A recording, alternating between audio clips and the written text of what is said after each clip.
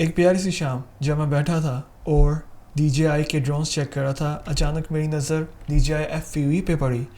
उसके बाद फ़ौरन मेरी नज़र पड़ी तो मेरे वैलेट पे, और फिर सोचा कि जेब खाली की जाए एक नए ड्रोन के लिए, और फिर उठ पड़े बिना किसी सोच के कि क्या किया जाएगा इस ड्रोन के साथ। अम्मा जी की हज़ार झिड़के खाने के बाद हम ले आए वापस एक ड्रोन, जो पहले भी हमारे पास एक था और इस दफ़ा एक नया ड्रोन था जिसके साथ एक FPV गॉगल्स थे, रिमोट था, और उसके बाद मेरी सर्च स्टार्ट हुई। ड्रोन जैसे ही सलामती से घर पहुंचा वैसे ही टिड में दर्द हुई और ड्रोन को अनबॉक्सिंग और उसको यूज़ करना शुरू कर दिया, और उसके बाद लगातार यूज़ पे यूज़ और घूमते चले गए। सर को इतना ज़्यादा घुमाया कि उसके बाद चक्कर से आ गए, और फिर सोचा ये क्या ले आया मैं।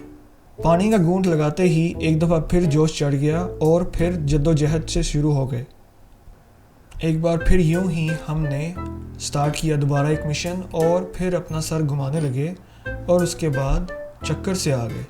फिर हमने इसको साइड पे रखा और पाँव के लेट गए, फिर गिरते गए, ऐसे ही ट्राइयाँ मार मार के गिरते गए और बस फिर बैटरी डाउन हो गई,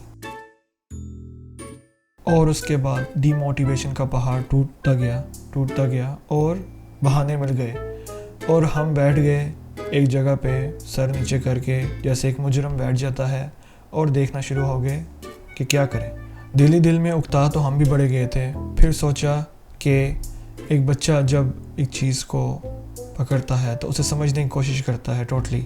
सो हमने भी दोबारा यही कोशिश की, और इसी कोशिश को लेके एक दफ़ा फिर मोटिवेशन में आए और फिर विराजमान हो गए बड़े ही टशन से अपनी सीट पे, और शुरू हो गया वही चक्कर दही शक्कर, और फिर घूमते गए समझते गए साथ साथ, और करते करते आखिरकार बड़ी ही ट्राइयों के बाद हमें हमारी मंजिल मिल गई।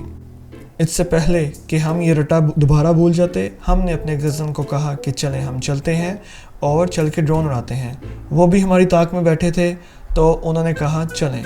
हम फिर निकल पड़े एक प्यारे से टाइम पे सुबह सवेरे इस प्यारी सी मौजों में, और वो कज़न हैं ये बड़े ही प्यारे कज़न हैं जो हंसते रहते हैं। इनका नाम है नमान, और वो अकेले कैसे आ सकते थे, साथ में थे उनके भाई के बेटे और साथ में एज़ यूजुअल।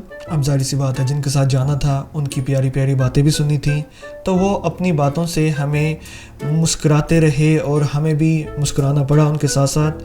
तो ये थी उनकी बातें। 1 या 2 डिग्री कम हो जाएगा, 17 या 16 तक जाएगा। तो सीन ये होना है कि वहाँ पर ठंड बहुत होनी है क्योंकि ऊंचा सा इलाका है, तो वहाँ पर हवा बहुत तेज़ चलेगी। तो और यूं ही नुमान भाई थोड़ा थोड़ा डराना शुरू हो गए अपनी प्यारी प्यारी बातों से, जिनका हम डीठों पे कोई असर ना हुआ। तो प्लान में ये है कि हमने वहाँ पर जाके खानी है बाकर खानी है, जो मैं लेके आया हूँ पाकिस्तान। उसको हमने पहले जलाने हैं कोयले जला के उस पर रखनी है हमने केटली रख के, उसके बाद हमने उबालना है दूध को।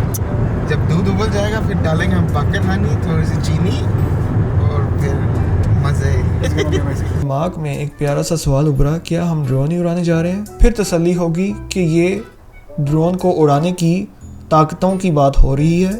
गर्मियों में इन जगहों का टेम्परेचर ऑलमोस्ट 50 प्लस हो जाता है क्योंकि सहरा है। लास्ट टाइम तो बहुत मज़ा आया था क्योंकि हमारे साथ हमारे 2 बड़े भाई भी थे। और यूं ही प्यारी सी बातें सुनते सुनते हम अपनी मंजिल को आ ही गए, डेजर्ट ऑफ जहरा।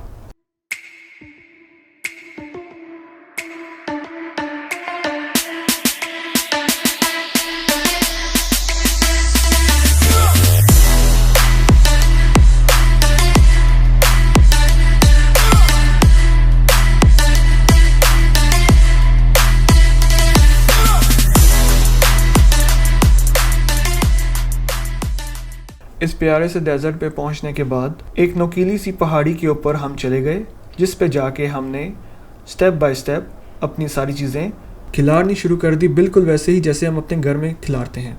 और अब आगे से भाई की कारीगरी शुरू हो गई।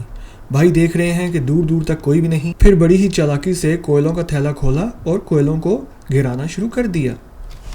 वहीं पे सारी नज़र मेरी बाकर खानियों पे थी, और दूसरी तरफ दूध की मुस्कुराती सी लहरें गिरती हुई नजर आईं, जिसको हमने कोयलों के सुपुर्द कर दिया। और दूसरी ही तरफ भाई बड़ी फनकारी से पैकेट को बाहर निकालना शुरू हो गए और एक एक करके प्यारे तरीके से इसको सजाना शुरू कर दिया।